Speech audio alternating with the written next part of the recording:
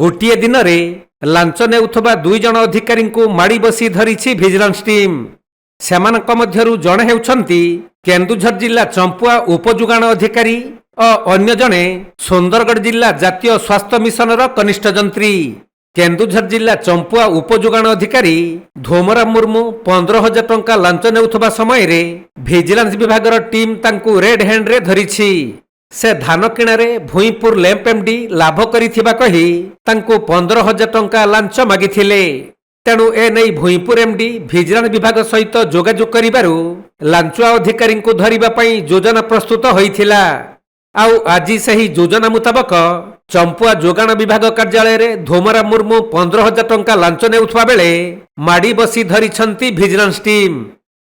ସେହିପରି ସୁନ୍ଦରଗଡ଼ ଜିଲ୍ଲା ଜାତୀୟ ସ୍ୱାସ୍ଥ୍ୟ ମିଶନର କନିଷ୍ଠ ଯନ୍ତ୍ରୀ ଠିକା କାମର ସିକ୍ୟୁରିଟି ଟଙ୍କା ଫେରାଇବା ପାଇଁ ଲାଞ୍ଚ ନେଉଥିବା ସମୟରେ ଭିଜିଲାନ୍ସ ଜାଲରେ ଧରାପଡ଼ିଛନ୍ତି। ସୂଚନା ଅନୁଯାୟୀ ଏକ ଠିକା କାମର 21,000 ଟଙ୍କା ସିକ୍ୟୁରିଟି ରାଶି ଫେରସ୍ତ କରିବା ପାଇଁ ଜାତୀୟ ସ୍ୱାସ୍ଥ୍ୟ ମିଶନର କନିଷ୍ଠ ଯନ୍ତ୍ରୀ ସୁମନ୍ତ ନାୟକ ଠିକାଦାରଙ୍କୁ 5,000 ଟଙ୍କା ଲାଞ୍ଚ ଦାବି କରିଥିଲେ।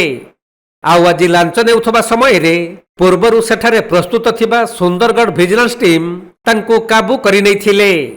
ପରେ ଅଭିଯୁକ୍ତ କନିଷ୍ଠ ଯନ୍ତ୍ରୀଙ୍କୁ ଗିରଫ କରାଯାଇଥିବା ବେଳେ ତାଙ୍କ ଅଫିସ ଓ ଘର ସମେତ ମୋଟ 3ଟି ସ୍ଥାନରେ ଭିଜିଲାନ୍ସ ଚଢ଼ାଉ କରିଛି।